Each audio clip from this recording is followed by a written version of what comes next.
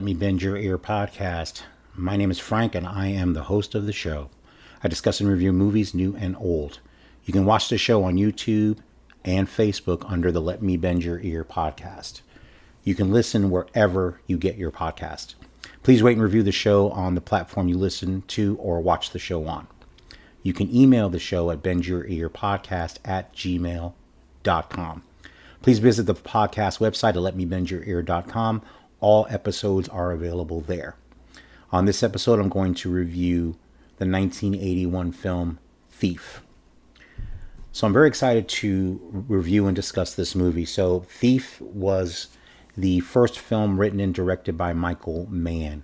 So if you are a fan of his work or know of him, he's directed some of the classic films of the 80s and 90s, and also he was known to be the producer of the seminal 80s television series Miami Vice.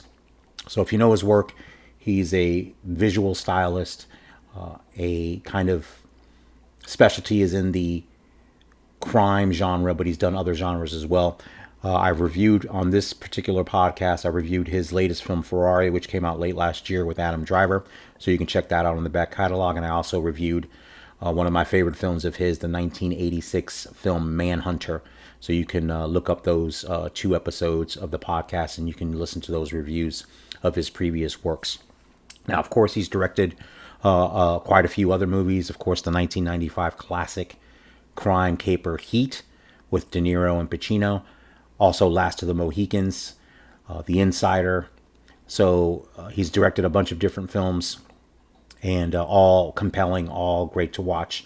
Now, this particular movie in his catalog is a blind spot for me. So again, Thief came out in 1981, and this is his debut as a director. So I'm very excited again to review this and discuss it with you. So Thief stars James Caan. Also in the cast is Jim Belushi.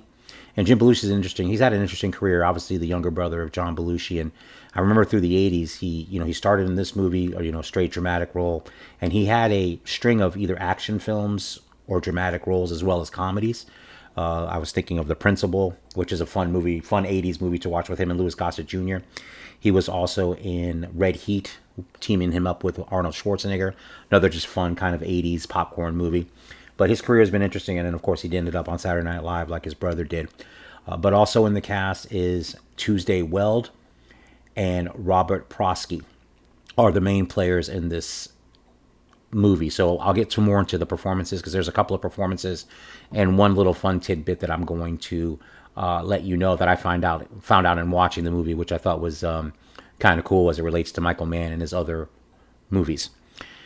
So Thief is the story of Frank. So Frank is a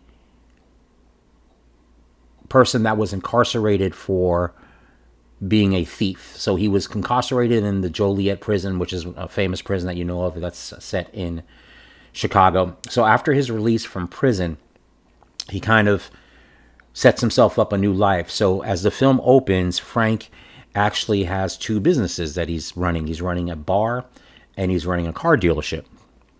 But he's using those two businesses as fronts for what he's really doing, which is continuing to steal and be a jewel thief. So he's doing these heists and using these businesses as a front. So when the movie opens, he actually has a major robbery where he steals diamonds. So Frank has very specific goals on what he does, very specific things of what he does and doesn't do, obviously with the goal of trying to be careful and making sure he doesn't get caught, and for other specific reasons that the movie lays out. So basically he steals jewels and has them fenced. He gets the cash, and then when he finds another place that he can case and steal, he executes those from time to time.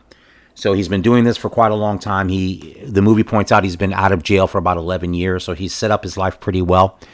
And he has a connection still to the prison. And what I did not know also in the cast is Willie Nelson. So Willie Nelson plays kind of his mentor that is still imprisoned. He goes to visit him in prison. He's not doing well there. He's feeling closed in. You would even argue kind of almost suicidal. So, of course, this is of great concern to Frank, and he's trying to do his best to get Frank released out of prison.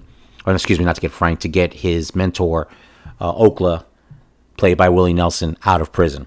So that's weighing on his mind as well. And what also is going on is he's attempting to start a relationship with a cashier that works at his bar, and her name is Jessie. So he is, of course, alone. He's not with anyone, but he wants to be with her and kind of set up a life and kind of figure out a way how to just go almost legit, for lack of a better term. So on that major heist that he does at the beginning of the film, he is owed $185,000. So, of course, he's waiting to get paid. So he goes back to his fence and finds out that he's not going to get the whole amount of the money. So he gets a very small percentage of it. Come to find out that his fence has been dealing with a higher level fence named Leo, played by Robert Prosky. And I'll get to his performance a little later in this review. So what Frank ends up finding out is that Leo has been feeding the fence that works with Frank his jobs and kind of buying all the product that Frank has been stealing. But Leo has a proposition for him in lieu of all of the money. He basically lets him know that he's invested the large majority of it so that they'll have legitimate ways to make money. So Frank wants no part of that. So he basically threatens to hurt Leo if they don't pay him. So Barry, of course, Frank's friend, who's been working with him, again, Barry played by Jim Belushi, ends up getting hurt. And Leo basically has a proposition for Frank, basically to let him know, look, you're good at what you do. I can make you even more money and give you regular jobs. Frank rejects the offer outright, says not interested. So Leo's like, okay, that's great. Let me know if you change your mind. As he has another conversation with Jessie regarding their future, Frank is is honest with Jessie and says, hey, look, I want to start a family with you. I want to move forward. I want to be with you. And he puts it all out there, and she says, okay, I want to be with you too. They agree to be together. And this motivates Frank to reconsider Leo's offer. And he goes to Leo and says, okay, I'll do one job for you, big payday, one job, and I'm out. So that sets in motion the rest of the film. So he gets the first job to handle it, get it done. And once he does that, he wants to get paid. So, of course, there is an issue with the money, of getting all his money. And what happens in the film is, of course, what you see in a lot of these particular types of movies is, I've got one more score to make and then I'm going to be out. And in this case, Frank means it. He's got his two businesses. He can get out once he has the seed money to kind of start the rest of his life with Jessie. So he does the job, and the other problem he's having is there's corrupt police that are following Frank and are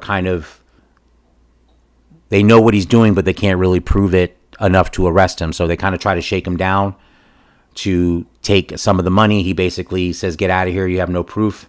And he's dealing with that issue as well. So after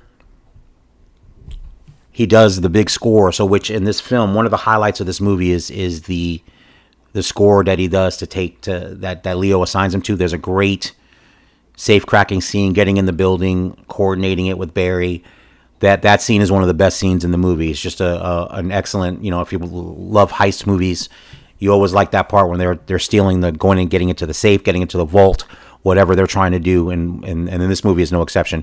And you've got a score by Tangerine Dream. So if you're familiar with Tangerine Dream, especially if you watch 80s movies, they scored quite a few pretty famous 80s movies. I want to say they did Risky Business. They may have done even To Live and Die in LA, but I have to double check that. But they've have that synth heavy kind of score, 80s typical synthesizers, but very compelling, and they were very popular in the 80s to score different films. So they scored this movie as well. So it's set to that. The music is great. That break-in, that heist part of the movie is fantastic. One of the best parts of the movie. So, as like I said, the heist goes through, and it's successful, of course. So the amount that he was going to get for this particular heist is $830,000. So, of course, in that time, you're tipping on close to $1 million, and that would set him up for the rest of his life. So Frank returns from the job, successful, of course, and Leo gives him less than $100,000. So he lets him know that he invested the rest of the money in legit businesses, as I stated earlier, which Frank had already turned down the first time. And then Leo has set up another job for him, even though Frank specifically told him, I'm one and done. So basically,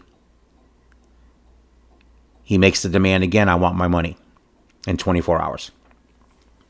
I want the rest of my money so I can be out. So, of course, Leo, as we come to find out, is not only a higher level fence, but he's tied to the mob. And then that ratchets up the tension for the last third of the movie. So I'm going to go from this point into the performances. So I'm going to start with James Caan, the lead performance. James Caan, great actor, obviously very compelling actor, best known as Sonny Corleone in the Godfather films. He's done a lot of great movies. He's great in Misery, the 1990 film with Kathy Bates that Rob Reiner directed. There's a movie of mine that I liked a lot, which is called Alien Nation, which he played a cop in a futuristic time where aliens are also living on the Earth. Mandy Patinkin played his partner, who was an alien. I thought that was a very interesting film as well. Very good actor, very intense always, and he's great in this role. I know James Caan in interviews have stated that this is probably one of his favorite films that he's made, one of his favorite performances, and I can understand why. He's great in it. He does a great job. Jim Belushi as Barry is also very good as well. Like I said, he was a very good dramatic actor. And Tuesday Weld plays Jessie, the woman that he falls in love with and wants to start a relationship with. She's good as well. She's not given too much to do in this movie, but in the time she's in it, she's good. The performance I want to highlight is Robert Prosky. Now, if you are a fan of character actors, which I am, one of the greats just passed away, Dabney Coleman, this past week. Another fantastic, excellent actor, character actor. Robert Prosky fits in that mold. Now, he, in the 90s, it's funny because he was, the nice older guy. So he was in like A Miracle on 34th Street. He had a small but pivotal role in Mrs. Doubtfire. He was the station manager where Robin Williams was working. And I also remember him as great in Broadcast News, a James L. Brooks film that I reviewed for this podcast. And he has a great role in that film as well as a newsroom producer. He's fantastic. He's always great. And in this movie, he plays Leo the Fence. He is absolutely evil in this movie. And his performance is the highlight of this film. From the initial offer to Frank to try to get him to join his club before he changes his mind, his group of thieves. He has that gentlemanly, older, very nice, very subdued, it's going to make big money for you. And then to see him flip the script when Frank turns down the offer to continue to work for him, when, of course, Leo always knew that this was never going to be in one and done. And then once he got him in, he was going to keep him in regardless of what Frank thought, to his detriment, as far as Frank's detriment. Basically, he knew that he was either going to work for him or they were going to take extreme measures to make sure he works for him or get rid of him. That flip from amiable, polite, to menacing and life-threatening is fantastic. Robert Prosky is the best reason to watch this movie. And it's great because I love to see character actors that get meaty roles in films and just crush it. And Robert Prosky just crushes it in this movie. You absolutely hate his character. You hate his character as this movie progresses. And when he boxes in Frank and basically says to him, the life that you have now is mine. I own you. You will do what I say, or the consequences and repercussions will be fatal. And that's essentially what ends up happening, and it becomes a battle between Frank and Leo to see what ends up happening. Because there's a significant thing that Leo does for Frank, and I'll leave that so you can watch it in the movie, where it really puts Frank in a bad position where if he doesn't do what Leo says, his entire life will be destroyed, literally, and up to the loss of life of himself and the people that he cares about. So that's the setup for the third act and the climax of Thief, and it's all executed brilliantly, and it's fantastic. It's fun to watch, and of a Michael Mann film, it's not surprising at all. The thing I teased a little bit earlier that I wanted to talk about is the use of certain actors that you would see in future Michael Mann films. So in two very small roles. If you blink, you'll miss it. One more than the other. I'm going to start with Dennis Farina, another great actor, another character actor who was a Chicago police officer in real life and then transitioned to acting and worked with Michael Mann in the Crime Story television series and in Manhunter, the Hannibal Lecter film. So Farina is in those. And then, of course, one of my favorite performances of his, one in Midnight Run, which he's fantastic in Midnight Run as the mob boss, and also in Get Shorty, which he's also kind of a gangster. Fantastic. He was always great, the late Dennis Farina. But he has a very small role as one of the henchmen here, and an even smaller role that you see for a second, which made me chuckle, was there's a scene where Frank is accosted at his bar, and that actor that's accosting him, I think with a knife, if I remember right, is William L. Peterson. So if you know William L. Peterson, you know him from CSI. Most people do now. But of course, he was in Michael Mann's Manhunter, which he gives a phenomenal performance. Again, you can check out the back catalog of this show and see my review of Michael Mann's Manhunter. So those two cameos were a lot of fun to see in that film, and to know that they were going to work with him later on, a couple of years later. So again, the climax of Thief is fantastic. So when you watch Frank battle Leo all the way up to the end to see what he ends up doing is unbelievable. It's fantastic. Obviously, there's a price to pay along the way. There are deaths along the way. And it's a violent confrontation at the end of the film. And it's fantastic. It's well done. Like I said, the music, it's great. The acting is great. And of course, with Michael Mann, the direction and the script is very good as well. I think he wrote the script himself. It was based on a novel. And one of the producers, the other interesting thing I saw in the credits was Jerry Bruckheimer produced this film.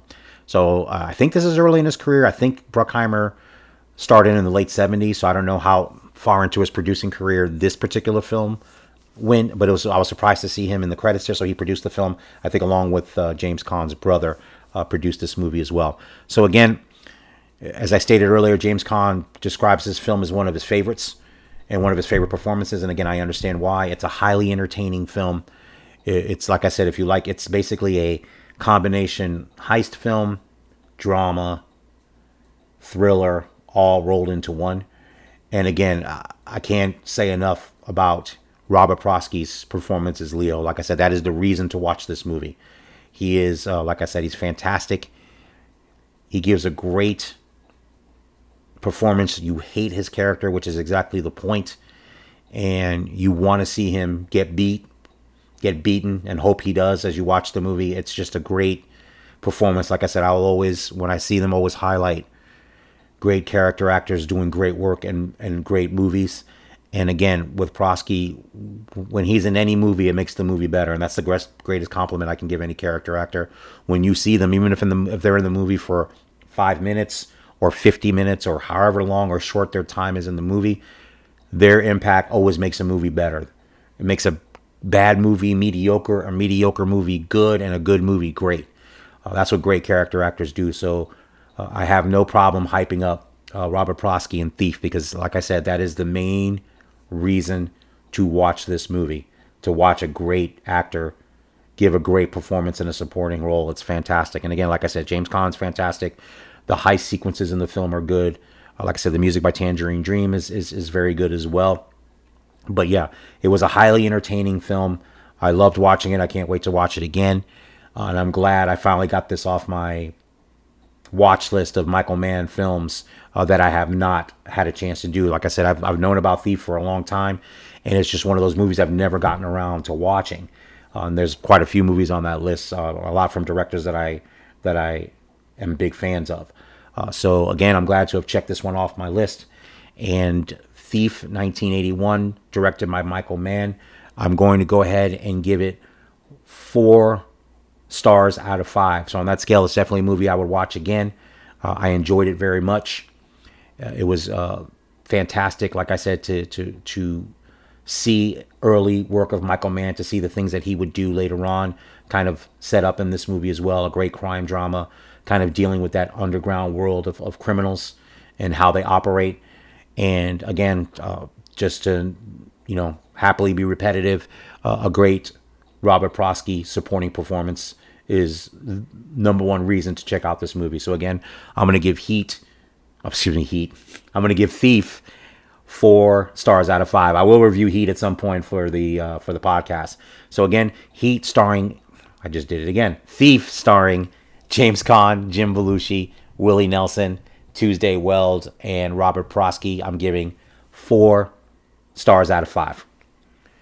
And thank you for listening to the show. You can follow the podcast on X, Instagram, and YouTube. The handle in all 3 of those areas is at Bend Your Ear Pod. Subscribe to the YouTube channel and like the Facebook page. This is a one-man operation. If you're watching this show on Facebook or YouTube and would like to support the podcast, you can click the QR code right up here on the top left corner, or you can go to the show's X page, which is at Bend Your Ear Pod. Click on the profile page, and you can see the tip jar there. If you donate, this will help cover the cost of hosting this podcast. Thank you for listening, and have a fantastic week.